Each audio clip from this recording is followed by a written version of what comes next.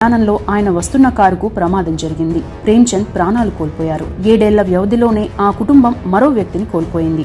ఓవైపు భర్తను, మరోవైపు పెద్ద కుమారుని కోల్పోయిన కోటేశ్వరమ్మ ఆ కుటుంబానికి పెద్ద దిక్కుగా మారారు. అంతేకాదు, గోపీచంద్ ఓ ఇంటర్వ్యూలో మాట్లాడుతూ అన్నయ్య ప్రేమ్చంద్ కి సంబంధించిన అంశంపై భావోద్వేగానికి గురయ్యాడు. తాను రష్యాలో ఇంజనీరింగ్ 2వ సంవత్సరం చదువుతున్న టైంలో అన్నయ్య చనిపోయాడు.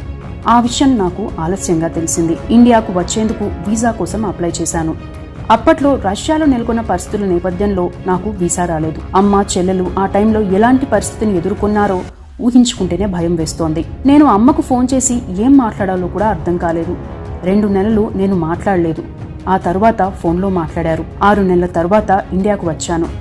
ఇక రష్యా వెళ్లొద్దని, సినిమాల వైపు రావాలని అనుకున్నాను. చదువును మధ్యలో ఆపేయడం కరెక్ట్ కాదని స్నేహితులు చెప్పారు. మాదాల రవిచంద్ లాంటి వారు కూడా అదే చెప్పారు. అందుకోసం రష్యా వెళ్లి ఇంజనీరింగ్